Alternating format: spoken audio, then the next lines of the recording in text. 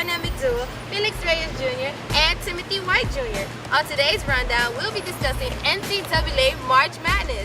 Who is most likely to make it to the Final Four and whom is most likely to win the national championship? Also, can any team stop NCAA women's basketball, UConn? Also, draft talk for Ben Simmons and Buddy Hield. And our top 5 for the week. So before we get this play started, let's head over to Eric for this week's Street Corner. Welcome back to a brand new edition of Street Corner. I'm your host, Eric White, and it's my favorite time of the year, guys. It's around March Madness, and on this edition of Street Corner, we're going to be asking the students of Cookman, who do they think are going to win the NCAA tournament? Believe in yourself. So who do you think is going to win the NCAA tournament? Syracuse, because New York is the best place to shop. Man, I don't even watch basketball like that, but I'm expecting Oregon, upset Duke, bring it home for the West. That's about it. We out. I mean, there's a lot of subpar teams around here. We got the reigning champ Dukes, at a number 4 seed against Oregon today, so we don't know. But I think Maryland can pull it out if they beat Kansas, because they the number overall seed in the whole tournament. So if they do that, they got a best chance. Well, I might be kind of biased, but I like the way we was playing in the beginning of the season. My man's Melo going to turn it up for Maryland. He going to show out. I'm going with the Maryland Terrapins to win the NCAA tournament. Yes, sir. You heard it again. The Maryland Terrapins. Yes, you heard it first. Back to you guys in the studio. March Madness is here, and I think the madness might have begun a little too early in this year's tournament, starting with the mayhem in the first round. Now, I know we thought we all picked the right teams to win in each round, right? Well, heading into the Sweet 16, I think there has been quite some changes there. Felix, let's start with you on how you think about the tournament. Well, March Madness is undefeated. We already know that it's always going to be an upset, whether it be a 12 taken out of 5 or an 11 taken out of 6. But my original Final Four was Kansas, Oklahoma, West Virginia, and Michigan State.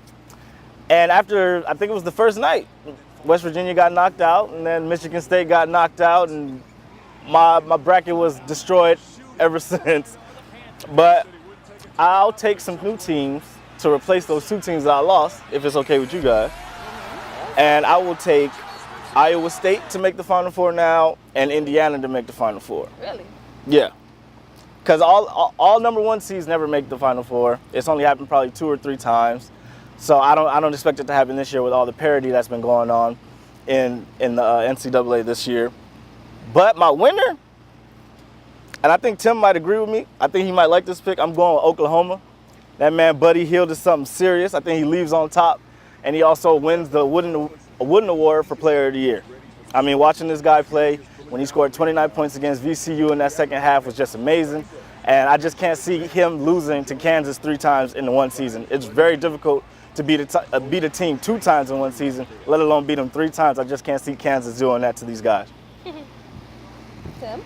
Well, first and foremost, I'd like to say good morning to Dominique Williams and Felix Reyes Jr. on this lovely, beautiful day. But getting into the topic, man, Final Four? Look, I didn't even do a bracket. You know why? Because I predicted that this was going to be a horrible year for March Madness. And was I wrong? I think not. And even when they gave second chances, ESPN's brackets were so discombobulated that they had to give people a second chance. They gave everybody a second chance on the bracket. Dominique calls me one night. Hey, are you going to do your bracket? I'm doing my bracket right now. Are you going to redo it? No, I'm not. I didn't even do it first. So I'm not even going to worry about it.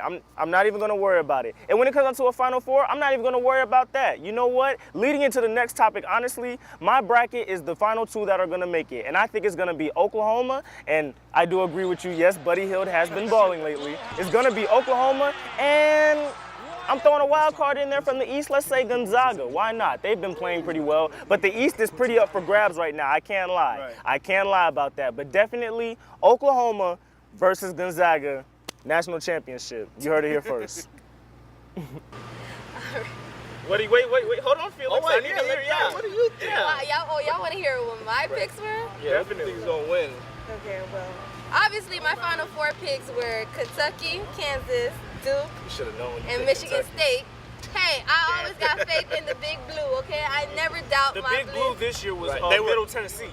That, and they were overrated this year. Kentucky was very overrated. And Very overrated, but they somehow still snuck their way into the tournament and still I could wouldn't have say had a good sneak run. in because they won the SEC tournament. I mean, but you know, earlier in the season they were like Right. ranked number 15. They had a roller coaster of a season. 12. But they made their way back up, and I was shocked. But I always have faith because they always pull through when it's time to enter the tournament. But like y'all said, ESPN offered us second chances because even the president bracket was even off. Like, come on, Michigan State losing? Like in the Nobody could have saw that coming. Nobody. So my second chance picks are Kansas, UNC, UVA, and Oklahoma. And for the national championship, I'm gonna say I gotta pick Kansas to win over Oklahoma. It's a solid pick. So, Kansas is a really good team. even though it hurts to pick Kansas because I always think Kansas always get out. who are you picking from the East, though? Who are you picking to play them? Yeah, who are you picking to play Kansas? I'm gonna say out of the East I have UNC coming out. Okay, North Carolina. I'm not mad at that. Can never I'm go not mad wrong at with the that. Tar Heels. I'm But not mad I also have a second bracket Oh my in the gosh. making. In the making. This is what I avoided. Right. This is what I I have She has faith. 15 brackets I filled have out. faith in my hometown because even though I'm a Florida State fan, y'all know Uh-huh. me. But this is basketball. Are you talking about the U? The U has been looking good. Yeah, They've been recent doing some upsets.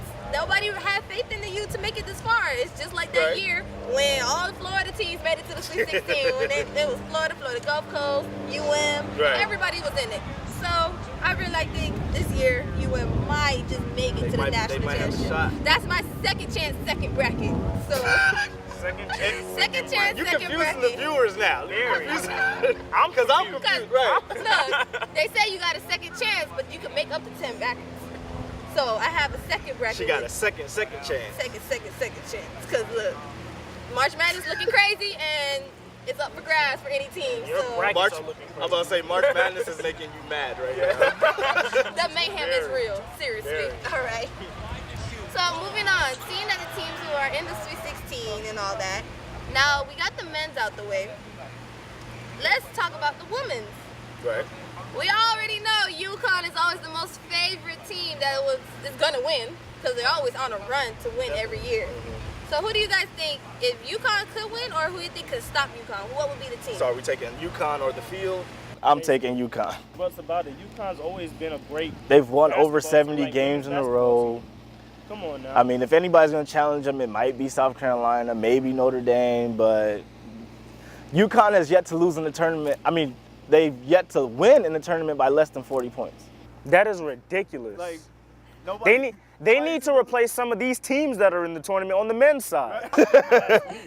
They are, the only way you can stop them is if you could punch a hole in their tire, keep them from getting to the stadium or something like that, make them forfeit. But if they get to the stadium and they show up, chances are they're going to show out.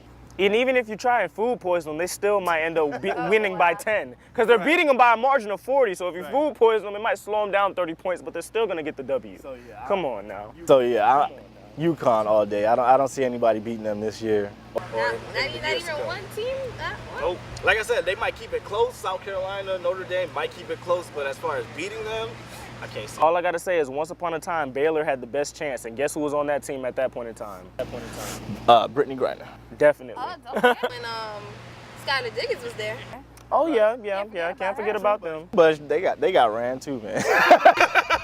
They got ran. Numbers don't lie. Right. All right, after the break, we'll have some more college basketball. Oh man. Oh man. Oh man. Not again. Well, with March Madness already here, before we know it, the month of June will be here. You know what that means, the NBA draft. So there have been some draft talk about Ben Simmons and Buddy Hield being the #1 pick. Tim, let's start with you because I see you were really more interested into this.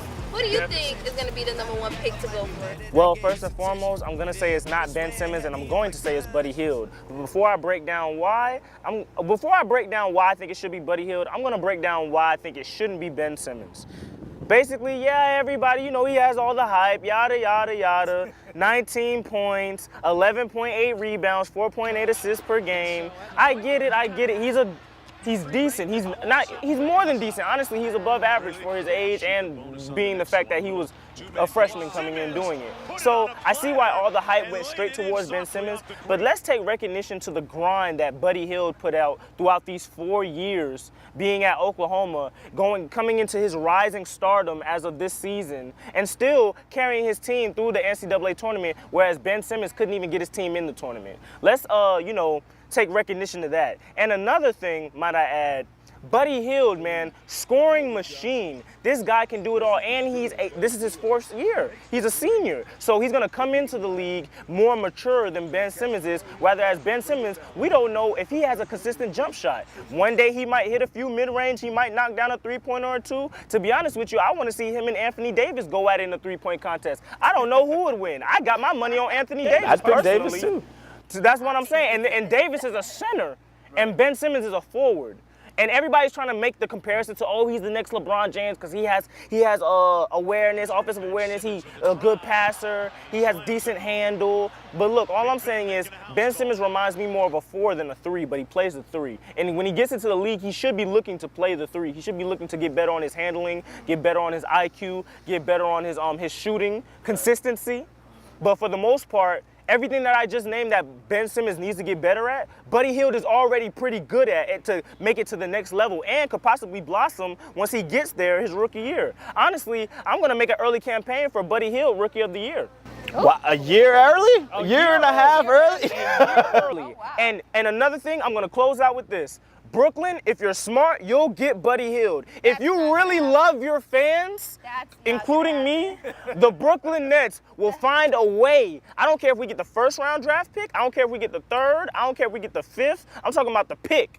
I don't care if we get the first round of the 1st pick, 3rd, 5th. Figure out a way to get Buddy Hield. Figure it out, get it done, do it. Have that Mark Cuban mentality. That's what I need from our GM. I need that. We need Buddy Hield. All right, Felix, I'm done. I'm gonna give it to you.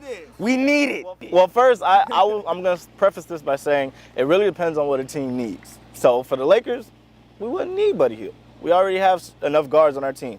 But a team like Philly or New York, you definitely would need a guard. Lakers need everybody. We need everything. The Nets need Y'all losing everything. Kobe. We pretty much didn't really have a big Don't this do year. it. But I think most likely it'll be Ben Simmons. He's younger and he's a more raw talent. Now, as the years have gone by, we've seen teams move away from picking the juniors and the seniors of the upper class coming out into the draft, mainly because they just feel like they're too old and that they want more time with a younger player that they can develop themselves. And I really do think that it's unfair because the players that are juniors and seniors, such as Buddy Hield, are definitely more seasoned. They're definitely more mature, more developed and ready. Not even just from a mental standpoint, but from a physical standpoint. He's a solid 6'5", 2-something that can shoot, dribble, pass. Right. Lights out. But I do think it's unfair that you said Ben Simmons didn't make the NCAA tournament because he decided to go to LSU, which is not a powerhouse. If he would have came to Kentucky, we would have been in this. Exactly. We would have been in this. Exactly. Thank you. Right, but remember, Buddy Hield is on a team with other juniors and seniors on his team, so they've all grown together to be able to make this tournament run. But at the end of the day, you go to a team where freshmen dominate, And- one and done. Also, thank you, Dom. Also, he's going somewhere where he could shine. Name another player from LSU What difference does besides it Ben Simmons. make? What does it make? It's a guy. It's someone on there with the last name Williams. Someone on that team has the last name Williams or Brown. You would go to Kentucky, you're bunched in with all the other freshmen that But have you been can there, stand out. that have been there and came out. He stand out the way Anthony Davis did in 2012. Definitely. Oh my goodness, Dom, take the floor, please. You are. Look, all I have to say. No, but I'm just saying it's not his fault. Fault that he didn't make the tournament when he's putting up the numbers that he's putting up, and his teammates is not putting up. You can't put that all on him. Here's Everybody always says that the NCAA game is more of a team game, right? It's the most team Well, game. Everybody loves to watch it because it's more people competitive. need to, but at if the your end of the teammates day- if your teammates aren't Producing at the rate that you're producing at, you're not going to win many games. Yeah, he should have took his behind But- to but- another team. Here's another thing. Here's another thing I have to say to comment on, well, really to critique what Dominique just said. You know how you said, oh, you should have went to Kentucky you would have been able to stand out at Kentucky, right? Yes. Ben Simmons, how do we know if Ben Simmons was really challenged? He went to LSU. That's not a powerhouse. If he would have went to Kentucky, he probably would have been more challenged, which would have allowed him to grow at probably even a more rapid pace, and probably would have really tested who the player Ben Simmons really is, where his true potential lies, and where his true skill is as a whole. You feel me? As an individual. At the same time, he still did play against Kentucky twice this season. So, and he put up the same numbers. So, I mean, yeah, he probably wasn't challenged in practice, but during the games, he always showed up and showed out. But I'm saying when you're challenged in practice, when you're challenged in practice, when you're challenged every day, that's what really lets you know, that really helps you grow at a substantial rate. When you're not challenged every day in practice, then you can't really grow like how people really expect you to. People, what they see on game day, that's because the whole team relied on Ben Simmons. The ball was in Ben Simmons' hands, majority of the time. So of course he had no choice but to show out. He was gonna take those shots. He knew he was gonna get his shots up, put it that way. He was going to take at least 20, 30, maybe even 40 shots a game if needs. That's what I'm saying. That's what I'm saying. Exactly. Kind of like LeBron with Cleveland. They put all the pressure onto him, saying he's the leader, and that's kind of like what Ben Simmons is kind of stuck with. And if you notice, LeBron being the great player he was, he didn't really grow into a leader until he went to Miami. Why? Because he was pushed by Dwayne Wade and Chris Bosh every day in practice. By other players that were just as talented as him on the same level. Exactly. And that's my point with Ben Simmons. That too. And that's my point with Ben Simmons. I don't think he was really challenged enough on the daily, if anything, to really see where his true skill is now. He's still pretty much kind of a wild card to me, in a sense. That's what I'm saying. Like I said, he doesn't have a consistent jump shot, so we don't know. We don't know if this guy's going to end up like a Michael Kidd-Gilchrist, or if he's going to turn into Anthony Davis and end up playing maybe the 4 or the 5. Oh, he's still a starting forward for the Charlotte Hornets. I just remember him. Yeah, he's still a starting forward for the Charlotte Hornets, but it's the Charlotte Hornets. So that's what I'm saying. Everybody puts all this big LeBron James hype on Ben Simmons, and I'm just saying, not even wait till the combine. Let's just see what this guy can do when he actually gets in the league. And if somebody is willing to take that risk to take a forward, that either whether they need it or not, if they're willing to take that risk to take a forward and get Ben Simmons and see that raw talent grow, they better harness it. Because if they don't, I feel like it might flop. That's all I'm saying. Knicks, y'all need to do whatever y'all need to do to get Ben Simmons. Forget Brooklyn. Always doing Would you like to add anything else? Nah, man, I mean, we pretty much said it all, but I still do think that Ben Simmons, just off the simple fact that he's younger, and it's sad to say, the simple fact that he's younger, he's probably going to get taken. That is true, because they always, a young freshman or sophomore always get picked first or second. I can't lie about that. I can't lie. You're exactly correct about that. Right. Moving on. Hey, Tim, do we got a top 5 this week? We definitely do. Let's go ahead and get right to it.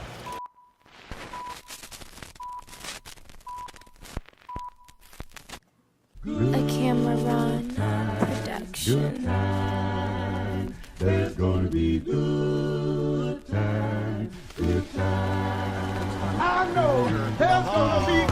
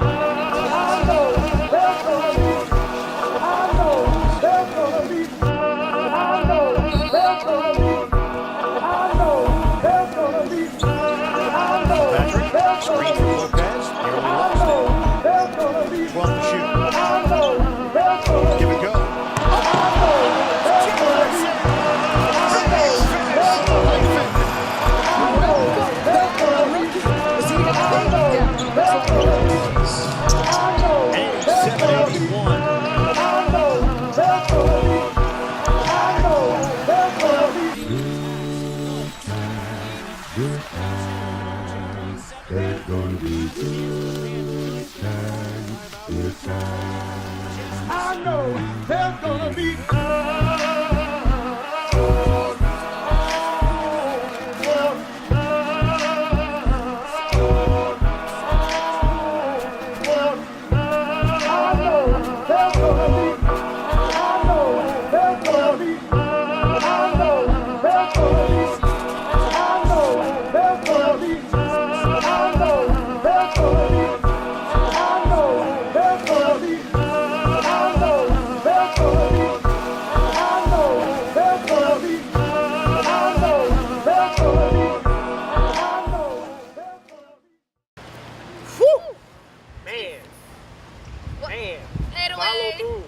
Follow through. You see that, kid? Work on your jump shot. I still got them losing in my bracket, so that doesn't change nothing. Salty, but still amazing. March Madness is undefeated, people. Always and forever. All right, well, that's all we have for you today. Be sure to follow us on VCU Sports Corner and Instagram and Twitter from Timothy White Jr. and Felix Reyes Jr. I'm Felix Reyes Jr. for those of you that don't know. I mean, give me some glasses, you know, I'll be Felix. Give me an iPad, I'll be Felix for a day. And myself, Dominique Williams. Be sure to keep sports in your corner.